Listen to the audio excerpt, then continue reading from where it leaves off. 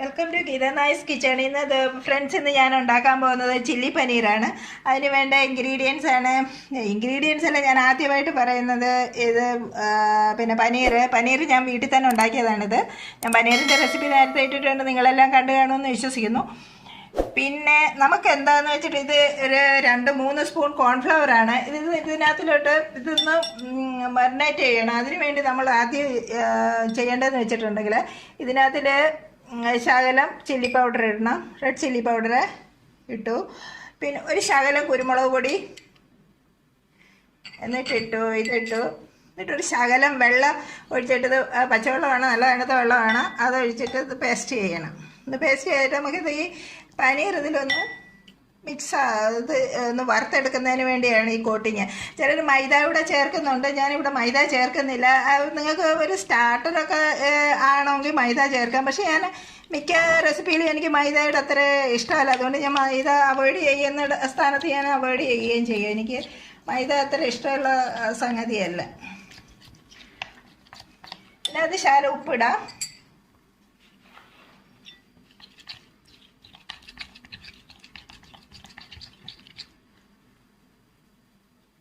ശകലം ഇവിടെ വെള്ളം ഒഴിക്കാം, മതി.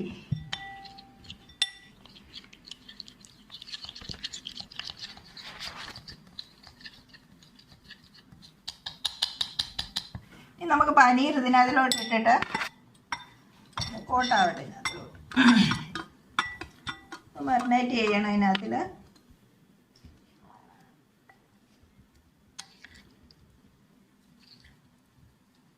നമുക്ക് എന്നിട്ട് ഈ പനീർ ചെറുതായിട്ടൊന്ന് ഫ്രൈ ചെയ്തെടുക്കാം. ഫ്രൈ എന്ന് വെച്ചിട്ടുണ്ടെങ്കിൽ ചെറുതായിട്ട്, അത് വളരെ ചെറുതായിട്ട്, ഒരുപാട് ഡീപ് ഫ്രൈ ഒന്നും ആക്കണ്ട. പനീർ ഇളക്കുമ്പോൾ സൂക്ഷിച്ച് വേണം, ഉടയരുത്. നല്ല ഒന്നാം തരം സോഫ്റ്റ് പനീർ. അഥവാ നിങ്ങളുടെ പനീർ ഫ്രിഡ്ജിനകത്ത് വെച്ച് തണുത്തിട്ടുണ്ടെങ്കിൽ അതിന് ഒറ്റ മാർഗ്ഗമേ ഉള്ളൂ. അത് എടുത്തിട്ട് ഒരു നല്ല ചൂടുവെള്ളം എടുത്ത് ഇച്ചിരി ഉപ്പിട്ട് ഒരു 10 മിനിറ്റ് വെച്ചിട്ടുണ്ടെങ്കിൽ പനീർ വീണ്ടും സോഫ്റ്റ് ആകും.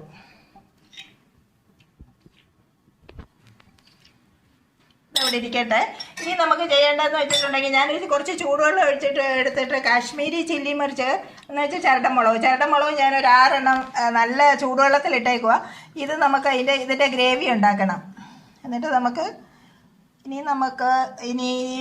ഇത് ഫ്രൈ ചെയ്യാം. ഫ്രണ്ട്സ്, നമ്മുടെ എണ്ണ ചൂടായിട്ടുണ്ട്. ഈ പനീർ ഓരോന്നായിട്ട് എണ്ണയിലിടണം.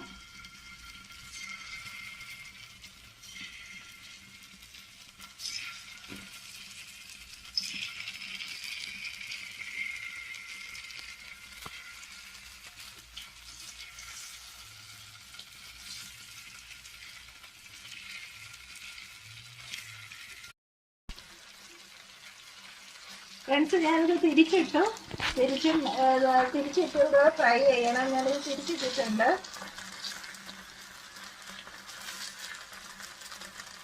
ഡീപ് ഫ്രൈ വേണ്ട, എല്ലാവർക്കും ഫ്രൈ ചെയ്താൽ മതി.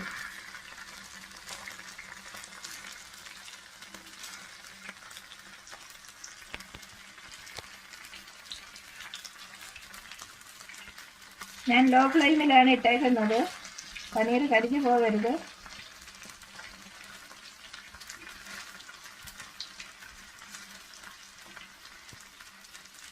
ഉടഞ്ഞും പോകരുത്.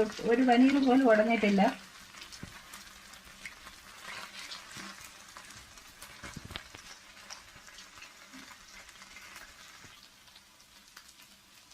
ഫ്രണ്ട്സ്, ഇത് റെഡി ആയിട്ടുണ്ട്. ഇത് നമുക്ക് ഒരു പാത്രത്തിലേക്ക് മാറ്റാം.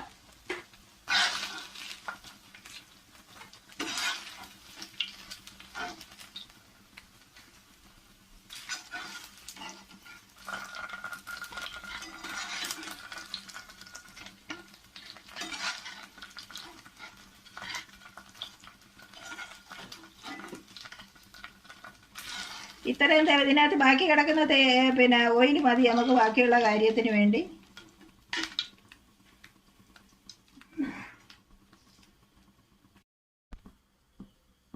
ഫ്രണ്ട്സ്, ഇതിൽ നമുക്ക് ബാലൻസ് എണ്ണ ഉണ്ടായിരുന്നു. അതിനകത്തിലോട്ട് ഞാൻ ഒരു ഒനിയനാണിത്, ചെറുതായിട്ടിട്ട് ഒരു ഒനിയന. ചെറുതായിട്ടുള്ള ഒനിയൻ. അത് ഞാൻ അതിൻ്റെ പെറ്റൽസ് എല്ലാം ഇങ്ങനെ പെറ്റൽസ് ആയിട്ട് എടുത്തതാണ്. അത് നമുക്കൊന്ന് ചെറുതായിട്ടൊന്ന് ഫ്രൈ ചെയ്തെടുക്കാം. ഫ്രൈ എന്ന് പറയാൻ പറ്റത്തില്ല, വളരെ ചെറുതായിട്ട് പെട്ടെന്ന് തന്നെ എടുക്കണം ഇത്.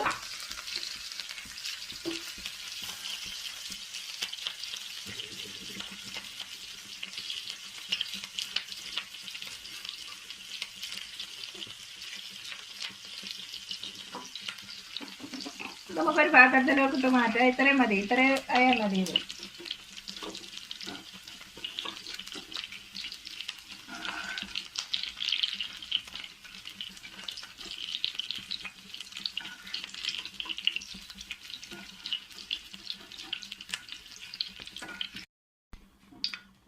ഫ്രണ്ട്സ്, ഇനി അടുത്ത് നമുക്ക് ഇടേണ്ട ഒരു ചെറിയ കപ്സിക്ക വേണം. അത് വേണ്ട, അത് ഞാൻ ചെറുതായിട്ട് ഇങ്ങനെ സ്ക്വയറായിട്ട് കണ്ടിച്ച് വെച്ചേക്കുന്നതാണ്. അതും ഒരുപാടൊന്നും ഫ്രൈ ആവണ്ട, ഒന്ന് ചെറുതായിട്ട് ഫ്രൈ ചെയ്തിട്ട് എടുത്താൽ മതി.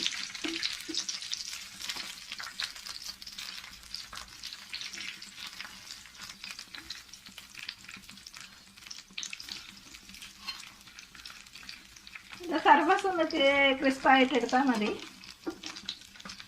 നമുക്കിത് എടുക്കാം. ഇത്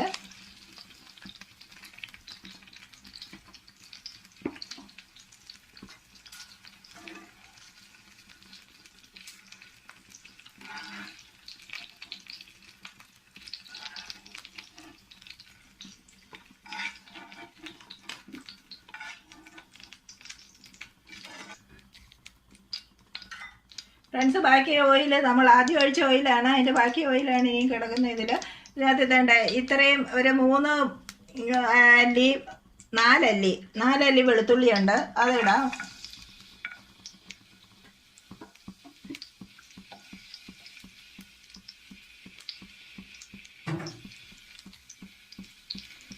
ഇനി ഒരു ടീസ്പൂണ് ഇഞ്ചി ചെറുതായിട്ട് അരിഞ്ഞുണ്ട്, അതിടാം.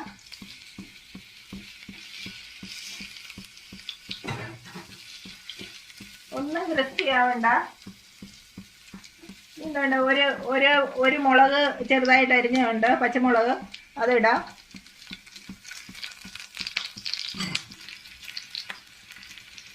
ഇനി നമുക്കിടേണ്ടത് ചില്ലി സോസാണ്. ഇത് ഗ്രീൻ ചില്ലി സോസാണ്.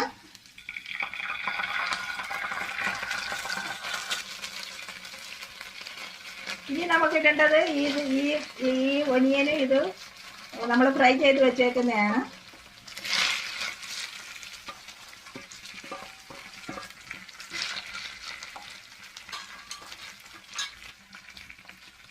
ഇനി 2 ടൊമാറ്റോ കച്ചപ്പാണ്. ഇത് ഒരു ടേബിൾ സ്പൂൺ ഉണ്ട് കേട്ടോ, ടീസ്പൂൺ അല്ല, ടേബിൾ സ്പൂണാണ്.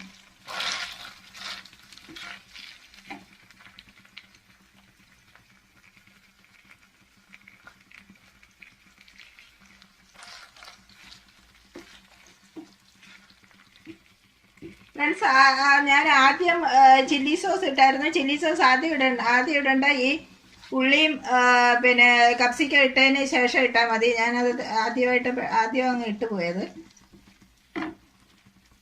നിങ്ങൾ ഈ ഉള്ളിയും ഇത് വഴറ്റിയത് വെച്ചേക്കുന്നതിന് അതിലോട്ട് ഇട്ടാൽ മതി. ഇനി ഇടാൻ പോകുന്ന സോയാ സോസാണ്. ഇത് 1 ടീസ്പൂൺ ഉണ്ട്.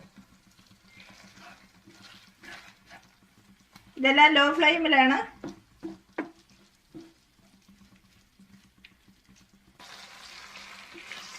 ഇനി നമുക്ക് ഇടാനുള്ള ഒരു 1/2 സ്പൂണ് വിനെഗറാണ്.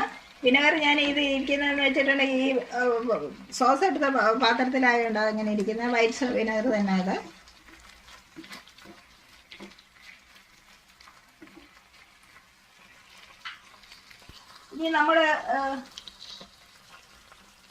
ഇനി നമ്മൾ ഇടാൻ പോകുന്നത്, നമ്മൾ വെള്ളത്തിൽ കുതിർത്ത് വെച്ചിരുന്ന മുളകില്ലായിരുന്നു, അത് മുളക് ഒട്ടും എരിവില്ലാത്ത മുളകാണ്. നിങ്ങൾ മുളക് എരിവില്ലാത്ത എടുക്കണം. ചരണ്ട മുളക് തന്നെ 2 രീതി വരുന്നുണ്ട്. ഒരെണ്ണം എരിവുള്ളതും ഒരെണ്ണം എരിവില്ലാത്തതും. എരിവുള്ളതാണെങ്കിൽ അതിനകത്തിലെ അരി എടുത്ത് കളഞ്ഞിട്ട് ഇത് പേസ്റ്റ് ആക്കണം.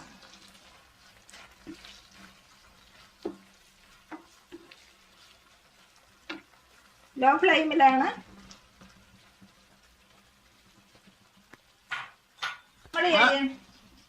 ഫ്രണ്ട്സ്, ഇനി നമ്മൾ ചെയ്യേണ്ട ഒരു 2 ടീസ്പൂണ് കോൺഫ്ലവർ എടുത്തിട്ടുണ്ട്. അതൊന്ന് പേസ്റ്റ് ആക്കിയിട്ട് ഇതിനകത്ത് ഒഴിക്കണം. എന്താന്ന് വെച്ചിട്ടുണ്ടെങ്കിൽ ഈ ഗ്രേവിക്ക് തിക്നെസ്സിന് വേണ്ടിയാണ് ഞാനത് പേസ്റ്റ് ആക്കട്ടെന്ന്.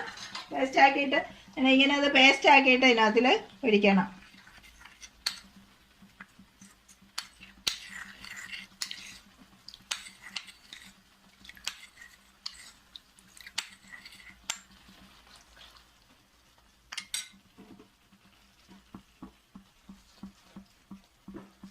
ഗ്രേവി ഒന്ന് തിക്കാകട്ടെ.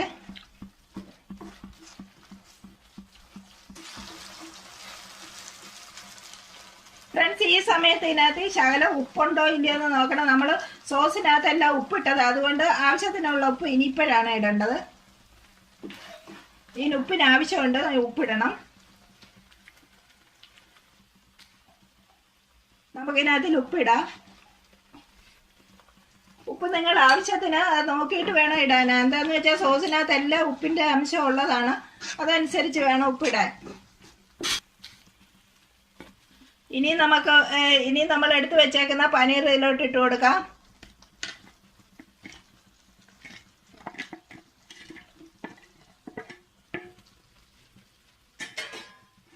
ഫ്രണ്ട്സ്, നമ്മുടെ ചില്ലി പനീർ ഓൾമോസ്റ്റ് എല്ലാം മൊത്തം റെഡിയായി കഴിഞ്ഞു.